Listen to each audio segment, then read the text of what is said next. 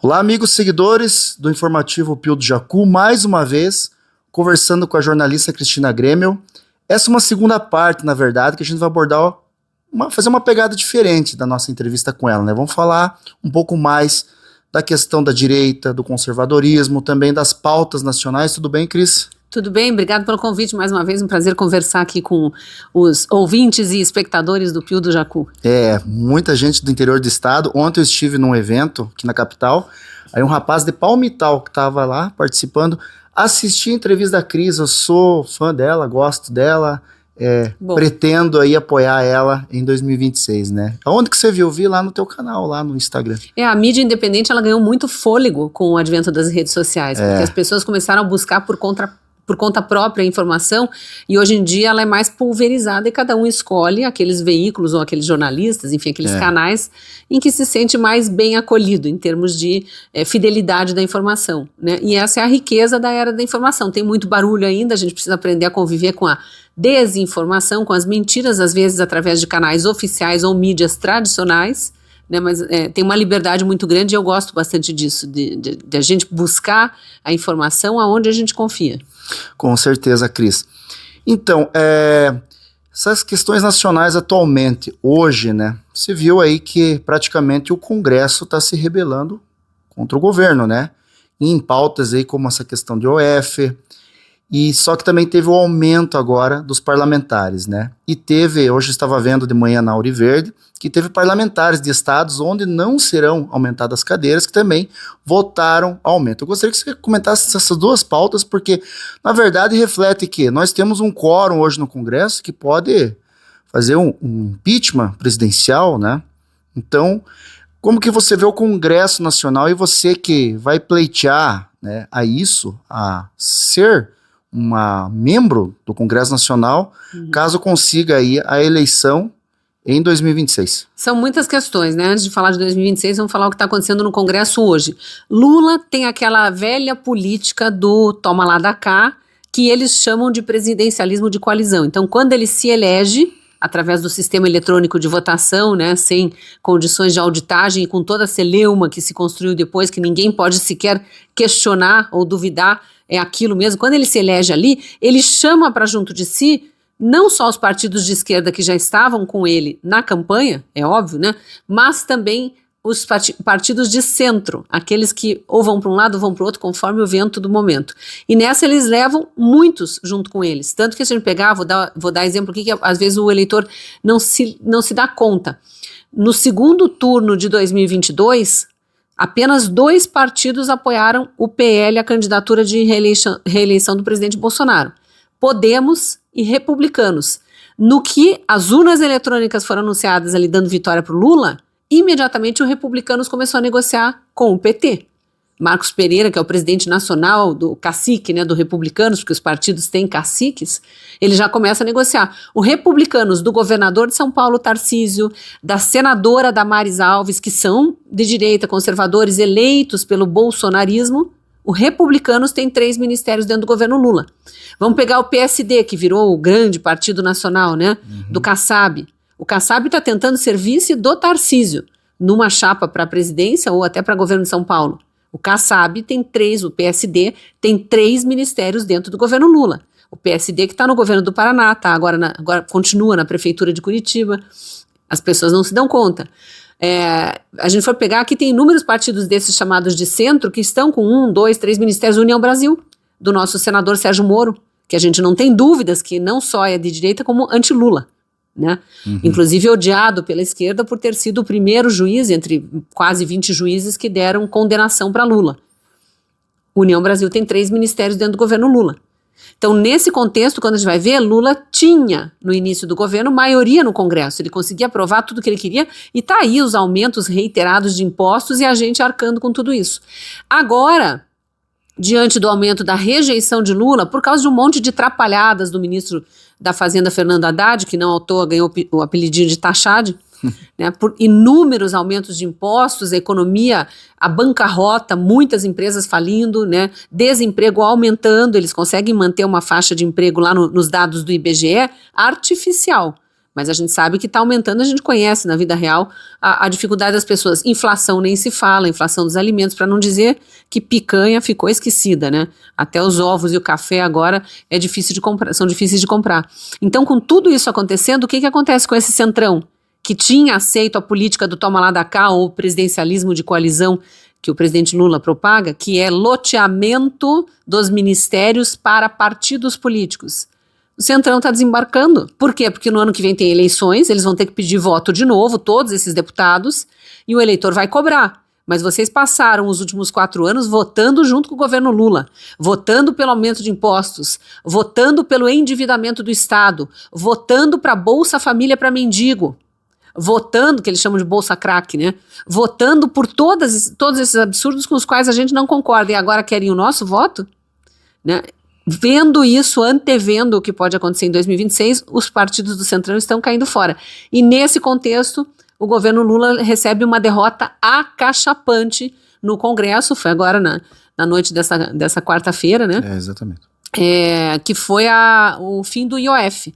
O aumento mais um imposto, né, do imposto sobre operações financeiras, que a Haddad tinha imposto ao Brasil, sugeriu, né, e veio via decreto presidencial, derrubaram o decreto. Estava vendo as notícias de hoje, primeira vez que isso acontece desde 1992. Nossa. Então, o último decreto de um presidente da República que foi derrubado no Congresso, antes desse do IOF, tinha sido ainda na era Collor. Olha há quanto tempo não acontecia, para ver como é histórico isso que aconteceu nessa quarta-feira. Em relação ao aumento de deputados, né, que você falou, o STF, um tempo atrás, tinha dado um prazo para o Congresso Nacional decidir como que ia ficar a proporcionalidade da representação popular no Congresso. O que é isso? Por lei, cada estado tem um número de deputados compatível com a sua população. Então, um estado que tem poucos habitantes, Acre, Rondônia, esses estados mais distantes com população menor, tem menos deputados. São Paulo, que é essa máquina com dezenas de milhões de habitantes, só a cidade de São Paulo tem quase 20 milhões de habitantes, e esses estados têm o número máximo de deputados, que é 70. E os outros estados, com populações maiores ou menores, têm um número de deputados proporcionais à sua população. O que aconteceu? Alguém instigou o STF a se pronunciar a respeito dessa proporcionalidade. Por quê? Em 2022, na atualização do censo, o IBGE detectou que alguns estados tinham perdido população e outros tinham ganhado população. Isso é migração interna no país, né? Não é só taxa de natalidade ou mortalidade. E o que aconteceu nisso? Alguns estados ficaram menos representados do que deveriam e outros super representados. Não há equilíbrio nas votações da Câmara, pensando que eles representam o povo, quando isso acontece. Então o STF deu um prazo para a Câmara dos Deputados, a palavra é readequar. Tinha que ter sido feita uma readequação. Os estados que perderam população perdem deputado. Os estados que estão com população maior ganham deputado. O que os nobres parlamentares decidiram fazer? Vamos fingir que não tem estado com mais deputados do que deveriam e vamos aumentar o número de vagas. Eles criaram, também na votação desta quarta-feira, 18 novas vagas para deputados em vários estados. Então, eu estava até abrindo a reportagem aqui que tem a lista dos estados, que eu acho importante a gente mostrar. Mas o mais importante para o eleitor mesmo é na hora de escolher votar no ano que vem, porque todos os deputados, a maior parte deles, vai pedir voto, ou vai se candidatar a deputado federal, ou a senador, ou a governador, alguns, e eles vão pedir o voto. É bom ver como que eles votaram nessas votações. Quando a gente quer que o Estado brasileiro gaste menos, quem que aprovou gastar mais? Né? Mas a Gazeta do Povo está com uma matéria boa aqui sobre quais estados vão ganhar e quais vão perder. Isso é bom. Então, assim, os estados que precisavam ter mais representação, não é que está errado isso aqui, tá? O Pará e Santa Catarina vão ganhar 4 novos deputados, Amazonas, Mato Grosso, Rio Grande do Norte vão ganhar mais 2 deputados cada, o Paraná, Ceará, Goiás e Minas Gerais vão ganhar mais 1 deputado. Isso significa que pelo censo de 2022, a população desses estados está maior do que era antes, portanto precisamos ter mais representantes. Só que aqueles estados que perderam população vão continuar com mais deputados do que deveriam ter, né? Porque a Gazeta também traz o levantamento aqui. O certo teria sido eles terem reduzido vagas em alguns estados para que esses que eu citei ganhassem novos deputados. Que estados são esses? Rio de Janeiro deveria ter perdido 4 deputados, 4 vagas. Mas será que uma Jandira Fegali, que um Lindbergh Farias seriam eleitos se tivesse menos vaga Chico ainda? Alencar, esse povo aí. Chico Alencar. O Rio Grande do Sul deveria ter perdido 2 deputados. Piauí, Paraíba, Bahia, também 2 deputados. Bahia, reduto petista, como é que eles iam aceitar que perdessem vagas de deputados? A Paraíba é o estado do presidente da Câmara, Hugo Mota, que não vota o PL da anistia, né? Disse que seria prioridade, mas deu uma banana para os deputados de direita que o elegeram presidente e não Esse vota. final de semana ele mostrou que tem habilidade em outras coisas, né? Isso, até para beber uísque no gargalo. Pernambuco e Alagoas, menos um deputado, deveriam ter e não terão.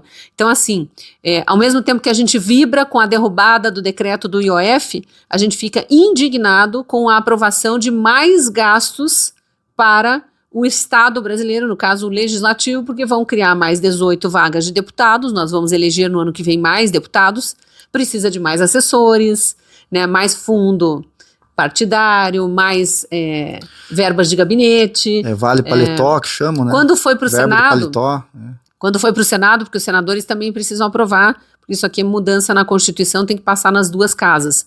Os senadores fizeram algumas emendas, uma delas pedindo que não aumentassem o gasto com passagens aéreas e tal. Então, dentro do próprio orçamento do Legislativo, eles têm que economizar para ter verba para esses novos deputados poderem voar para os seus estados, enfim, o que está previsto em lei lá.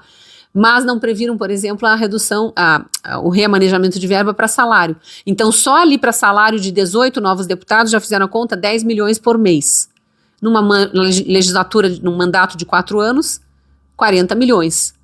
A gente acabou de ver uma retirada de gastos, uma redução de gastos da educação de 60 milhões.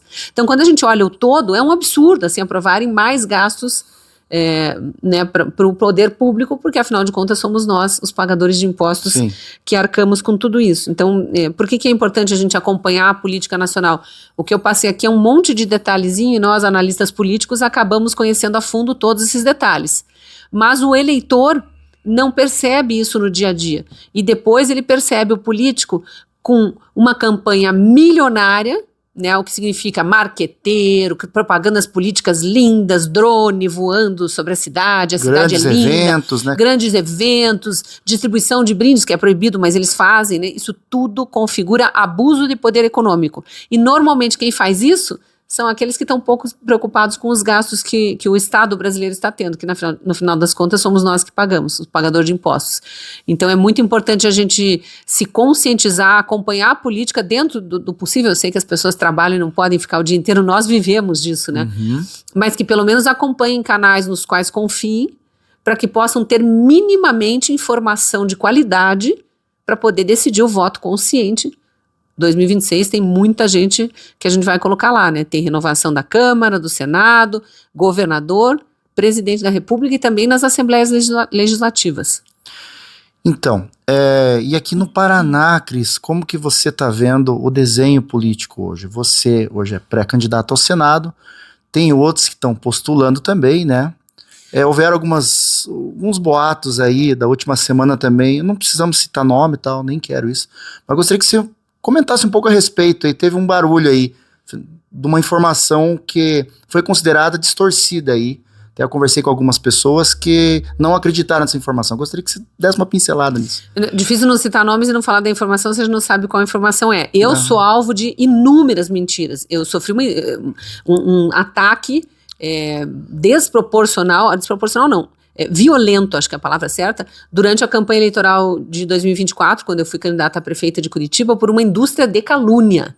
Me chamavam de sonegadora de impostos, diziam que eu tinha empresa fantasma, que eu ia aumentar a passagem de ônibus. Nada disso foi comprovado. Eu nunca recebi uma notificação da Receita Federal para pagar qualquer imposto devido, até porque a maior parte da minha vida eu fui carteira assinada e o desconto do imposto de renda vinha em folha. Não tinha como sonegar.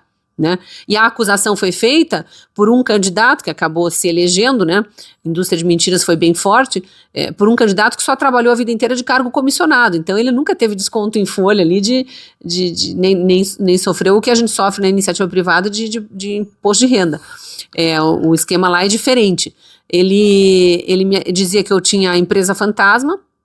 Isso é um crime de falsidade ideológica, é uma calúnia. Podia até ter processado por crime de calúnia, mas preferi deixar que ele cuide da cidade, tem bastante problema para resolver, problema que ele e o gestor anterior, do qual ele era vice, criaram. Mas agora que eu estou pré-candidata ao Senado, estão vindo essas milícias digitais e essas calúnias para tentar me desmerecer junto à direita, para tentar me jogar no colo de políticos que já se envolveram em corrupção, de políticos que já se envolveram no presidencialismo de coalizão, no toma lá da cá, nessa velha política que o eleitor não quer mais. Só que não cola. O eleitor me conhece porque eu sou jornalista há 35 anos, a minha figura é pública desde 1990, muito antes da internet. Eu estava na reportagem de televisão, fui repórter de televisão por 26 anos, embora naquela época o jornalismo fosse levado a sério por quem fazia jornalismo e o telespectador jamais tivesse ideia do que eu pensava a respeito dos temas, porque era um jornalismo isento e apenas informativo. Dos últimos 10 anos, quando eu vim para o jornalismo de opinião, eu tenho externado no digital, já nas redes sociais, eu tenho externado abertamente o que eu defendo e o que eu combato. Por isso que eu me coloco como conservadora, liberal na economia e à direita no espectro político. Essas pessoas não têm dúvida, tanto que eu sou violentamente atacada pela esquerda, mas nas ideias, no debate. A esquerda tenta dizer que quem defende a vida é um anti-mulher, que vem com a narrativazinha de saúde reprodutiva da mulher, que a gente não está preocupado com a saúde da mulher, como se matar um filho no ventre fosse método contraceptivo. Eu não acho que a gente tem que recriminar a mulher, a gente tem que acolher as mulheres e trazer para esse debate e mostrar que há inúmeras alternativas para ela levar adiante aquela gestação. É uma vida, afinal, tem institutos que acolhem, a lei permite, eu falei isso durante a campanha e me difamaram. Disseram que eu queria criar uma indústria de venda de bebês. A lei permite que a mãe carente ou psicologicamente abalada por aquela gestação não planejada, após o nascimento do bebê, coloque o bebê em doação para que ele tenha uma família carinhosa que a receba. A lei permite isso. E quando eu trouxe esse debate, eu fui acusada de querer criar uma indústria para vender bebês. Até isso, pela imprensa, inclusive. Imprensa entre aspas, né? Por isso que eu digo a importância do eleitor ir buscando a informação aonde segue. Então essa indústria de calúnia fica me colocando como se eu fosse uma esquerdista disfarçada. Não vai colar, queridos. Não adianta. As pessoas dão uma busca aí, me vem 10 anos atrás, quando esses moleques que agora querem ser senador ou deputado federal e ficam me atacando, quando esses moleques estavam lá nos bancos escolares ainda tentando entender o que é a vida adulta e o que é ser um representante da população, eu já estava no jornalismo levando informação, né? As passeatas fora Collor de 92, eu já estava presente como repórter acompanhando aquele movimento popular, né? As manifestações de direita, onde eu já estava no jornalismo de opinião e poderia manifestar minha opinião, eu estive presente em absolutamente todas, fosse aqui em Curitiba ou em outras cidades. Primeiro fim de semana depois da eleição da Dilma em 2014, aquela eleição altamente polêmica, eu estava na Paulista no Fora Dilma. Primeiro fim de semana depois da eleição da Dilma. E agora ficam nessa briguinha, eu sou de direita há mais tempo, eu sou mais próximo de não sei quem me apoia desde quando. Eu não entro nessa, estou conversando com o eleitor, levando as propostas. O que é importante para o eleitor saber? Tem nomes de direita, raiz, e mais, não é uma direita que tem só valores, que tem princípios, que jamais atacaria um adversário fora da arena do debate. E a gente ataca com ideias, ataca talvez nem seja o verbo certo, né? A gente rebate, a gente contra-argumenta e tenta mostrar a nossa visão e convencer as pessoas de que aquela é a visão mais apropriada, porque é o que a gente acredita, com respeito no debate. A gente não fica no submundo da internet espalhando videozinho descontextualizado, com textão, fingindo que aquela pessoa disse o que ela não disse e que ela é o que ela não é, né? Para tentar desmoralizar essa pessoa perante o eleitorado dela. Não cola, tá ficando feio. Já ficou feio na eleição municipal quando tentaram fazer isso comigo e tá ficando mais feio ainda nessa pré-campanha para o Senado. Quem está acompanhando os bastidores da direita sabe o que eu estou dizendo e deve estar percebendo aí. E do meu lado não tem ataque a ninguém. Nunca teve, nem na campanha municipal, nem na campanha agora, na pré-campanha para o Senado. Eu estou simplesmente trazendo as minhas ideias, mostrando que o Brasil vive esse estado de insegurança jurídica atualmente por omissão do Senado, e é nesse contexto, e de tanto eu falar isso, de tanto eu mostrar que os senadores inoperantes por causa de um presidente do Senado, e aí Alcolumbre agora, antes era Rodrigo Pacheco, já teve Alcolumbre antes no governo Bolsonaro. Pouco importa quem está ali, os senadores que têm sido eleitos para presidir o Senado não colocam em votação pedidos de impeachment de ministros do STF. Isso vai mudar o Brasil. Pode ser até que os senadores não votem pelo impeachment, mas só de colocar em votação mostra que o Senado não é omisso e nem conivente com o estado de coisas que está no Brasil. Que eles fiscalizam o STF, porque isso é uma incumbência inconstitucional. Então eu estou levando essas informações por onde eu vou, estou na minha pré-campanha para o Senado, percorrendo as várias regiões do estado, a gente já se falou em Laranjeiras do Sul, já nos falamos no aniversário de Marquinho no último domingo, né? Então aonde a gente se encontra, você e outros tantos jornalistas me recebem para a gente discutir o Senado, para a gente discutir o Brasil, e não essas picuinhas. E quando me perguntam, e o Senado, e quem é afinal o representante da direita, eu digo, eu sou de direita, estou me apresentando, fui a primeira candidata a me apresentar como pré-candidata ao Senado, já em fevereiro, quando eu fui filiada ao Podemos, a presidente nacional do Podemos, no ato de filiação lá em Brasília, já pré-anunciou minha candidatura, né, já lançando e dizendo que o Paraná teria uma pré-candidata ao Senado pelo Podemos, lançando meu nome, e comecei a minha jornada. Então eu não estou atacando ninguém, isso sempre lembro ao eleitor que em 2026 nós vamos eleger 2 senadores para o Congresso Nacional. Cada estado vai eleger 2 senadores. O Paraná eu tenho certeza que vai fazer bonito e vai eleger 2 senadores de direita. Eu espero que o Brasil inteiro faça isso para que a gente mude mesmo o Senado e possa restabelecer o Estado de Direito no Brasil, que é isso que o Senado omisso não faz. A tendência é realmente aí, pelo menos os estados do Sul, né? Quem sabe no Nordeste, talvez, né? Temos alguns nomes, né? Sim. Mas é começar a eleger 2 senadores por estado mais à direita, ou centro-direita, né? No Paraná, com certeza a gente sabe que isso vai acontecer, né? E falando um pouco já que questão do Supremo Tribunal Federal, né? A gente tem que ter um certo cuidado para falar do Supremo. Mas teve 2 fatos muito importantes aí do início dessa semana. Ontem, posicionamento do Fachin contra a censura nas redes. Finalmente. Só que gostaríamos de entender, né, por que essa guinada, né?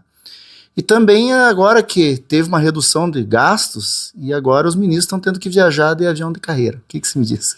O avião de carreira acho super necessário para eles terem mais contato com o povo. Sempre lembrando, a gente deve respeito às autoridades, ainda que a gente tenha muitas críticas, e eu sou bastante crítica, especialmente ao STF e a vários ministros, esse, que por acaso é aqui do Paraná, né, indicado na época da Dilma, mas por ele ter sido responsável por soltar, por descondenar o presidente Lula, que deveria passar 20 anos na cadeia por corrupção e lavagem de dinheiro, condenado em 3 instâncias, num dos processos, que era do triplex do Guarujá, em 2 instâncias no processo do sítio de Atibaia, que já estava indo para a 3ª instância, e já estava em fase de julgamento o processo do Instituto Lula. Então ele tinha várias acusações contra ele, algumas provadas, por isso ele já tinha as condenações, e Fachin o liberta, e não só, não foi inocentado, foi arquivado o processo, é bom lembrar, mas não só faz com que ele saia da cadeia, mas devolve os direitos políticos, e é por isso que nós estamos governados de novo por alguém que comandou o esquema do Petrolão, do Mensalão,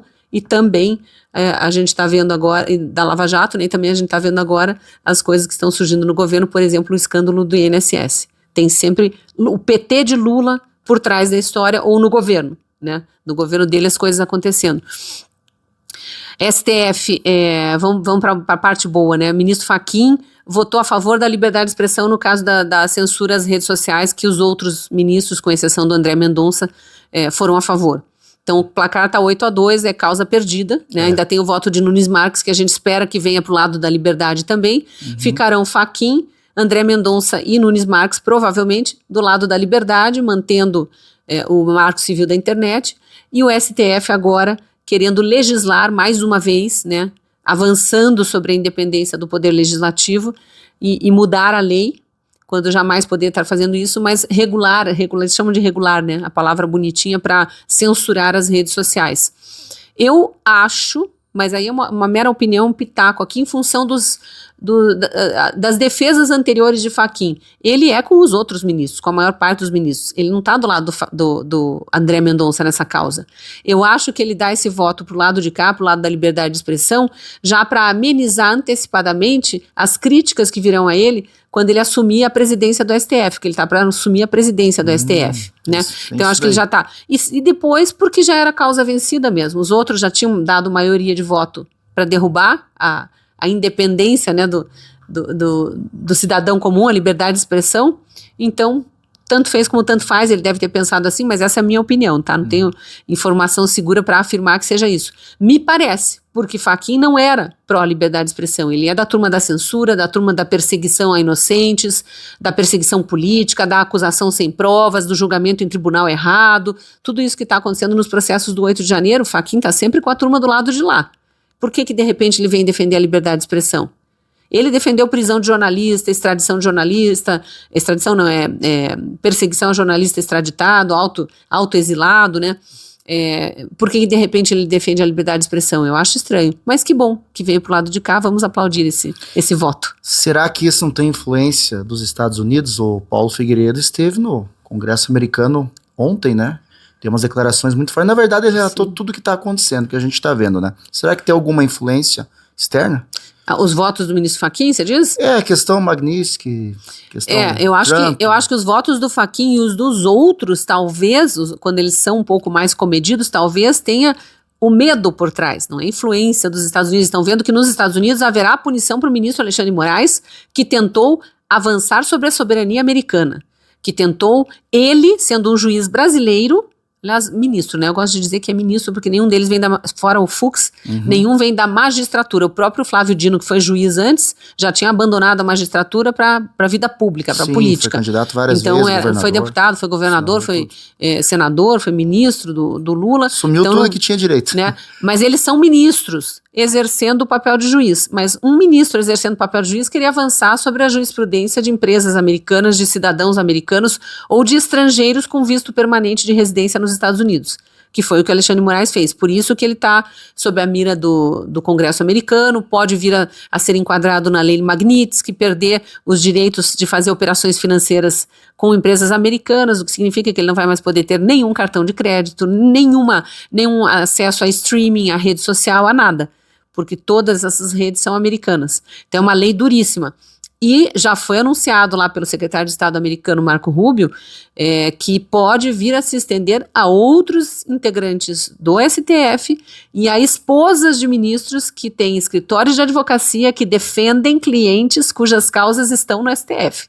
Então, todos que estão ligados financeiramente aos ministros ou ideologicamente compondo a mesma pauta do ministro Alexandre de Moraes de perseguição à liberdade de expressão das pessoas, todos esses podem ser punidos pela lei. Não sabemos se virá, mas eu acho que eles já dão um passo atrás, né? Deixa eu começar a votar um pouquinho diferente aqui, porque quem sabe eu não fique tão visado lá. Isso pode estar acontecendo, não podemos afirmar, mas, de novo, é opinião, mas pode ser sim, porque no Congresso americano as investigações estão andando para aplicar a lei Magnitsky contra Alexandre de Moraes. E a tendência também é atravessar o Atlântico, né? Porque o partido Chega já entrou com uma representação contra o Gilmar Mendes, né? Aos negócios que ele tem em terras lusitanas, né? Sim, na Europa já estava feio para o nosso STF aqui.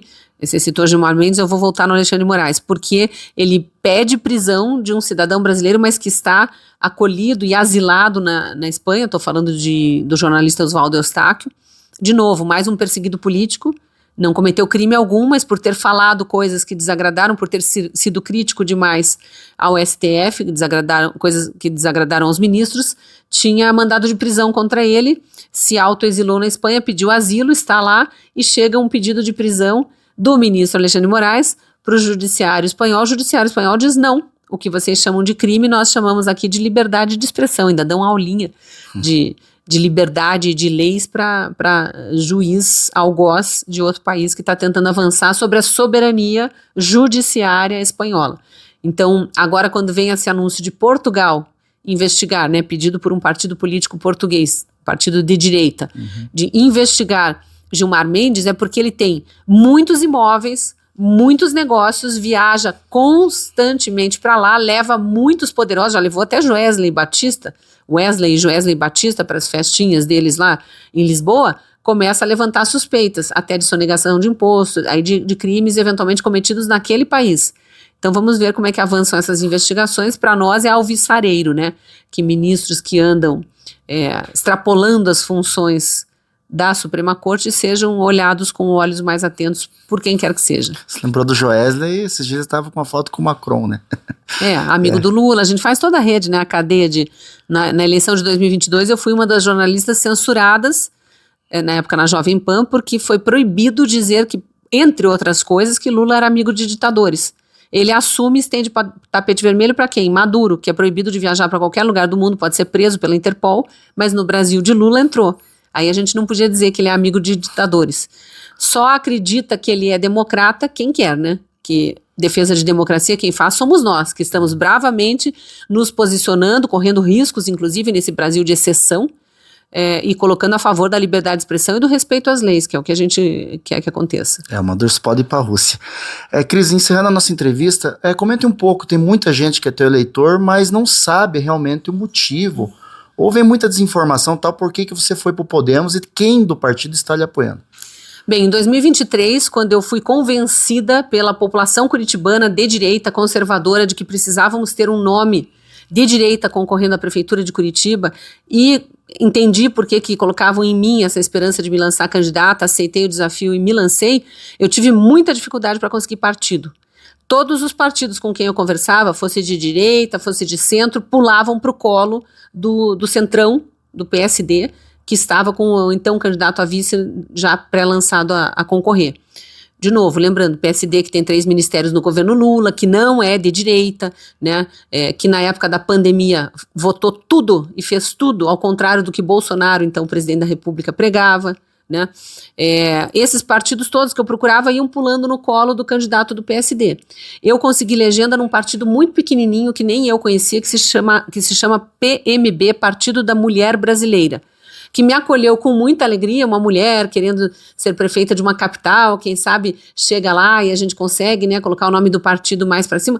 Divulgamos muito o partido com a minha candidatura, o partido cresceu no Paraná, elegeu um vereador, Bruno Seco, que tem feito um trabalho belíssimo, de direita, bem posicionado, conservador, lutando pelas nossas causas ali na Câmara de Curitiba, mas infelizmente eu não consegui enfrentar a máquina de poder que veio pesadamente contra mim, inclusive a estrutura de todos aqueles partidos que apoiavam o outro candidato. Consegui passar para o segundo turno, fazer história, mas em determinado momento a presidente nacional do PMB, Partido da Mulher Brasileira, que se dizia orgulhosa por ter fundado um partido que ia atrair mais mulheres para a política e tal, não queria mais que eu fosse candidata. Ela trocou o presidente estadual, um homem que me apoiava. Você vê como homem e mulher é uma questão de sexo só, não tem nada a ver com ideais políticos, porque ela substituiu o homem que estava na presidência estadual me apoiando por um outro que sequer se apresentou a mim, e quando eu passo para o segundo turno ainda tem a petulância de passar uma nota para a imprensa dizendo que o PMB iria se manter neutro no segundo turno. Então eu fui uma candidata que leva o nome do PMB adiante até o segundo turno, sem nenhum tostão, não tinha zero de dinheiro público, não tinha nada do partido, nenhum apoio do partido, pelo contrário, eu fazendo campanha de Pix lá o primeiro turno inteiro, pedindo para os meus apoiadores me ajudarem a pagar o meu advogado eleitoral, o meu contador eleitoral, que são exigências da lei, para eu ter um dinheirinho para fazer algum santinho, algum adesivo, e ainda ajudei os candidatos a vereador também para fazerem santinhos e adesivos para eles. O partido não ajudava e, de repente, o partido se declara neutro. É óbvio que eu precisava sair do partido. Fiz essa longa explicação para mostrar por que eu saí do PMB. Aí, naquele momento, depois do segundo turno, em que eu faço 390.254 votos e junto em torno de mim um movimento político de direita forte, né, e construo esse capital político, automaticamente as pessoas começam a pedir que eu me candidate em 2026 e para o Senado, porque sabem da importância de um Senado renovado, vários partidos me procuram, só que eles queriam me oferecer legenda só para eu concorrer a deputada federal, que é o que traz dinheiro para o partido, e eu sou contra fundo eleitoral. Eu sou contra esse negócio de dinheiro rolando solto para partido, e é deputado federal que traz dinheiro para partido. E eu falei, não, eu vou me candidatar ao Senado. Como não me davam legenda para Senado, eu acabei aceitando a proposta do Podemos, que foi o único, entre vários partidos com quem eu conversei, que me ofereceu a filiação, a legenda, e a garantia de vaga para o Senado. Não só isso, a presidente nacional do Podemos, deputada Renata Abreu, de São Paulo, que foi quem me fez o convite para eu ir para o Podemos, com a intermediação do nosso ex-governador e ex-senador Álvaro Dias, ela, no momento da filiação em Brasília, me lança pré-candidata ao Senado, para confirmar que está sim me garantindo a legenda. E vou relembrar o que eu já te disse na pergunta anterior. Em 2022, segundo turno, apenas 2 partidos apoiaram Bolsonaro na sua tentativa de reeleição. O Podemos e o Republicanos. Logo após a eleição de Lula, o Republicanos já começou a negociar com o PT.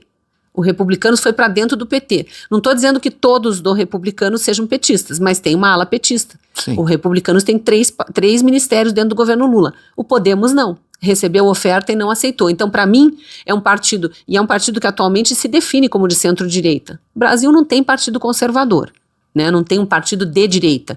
As pessoas confundem que o PL é de direita e uma parte daqueles deputados eleitos em 2022 pelo PL está votando junto com o governo Lula. O PL tem aquela ala mais antiga, né?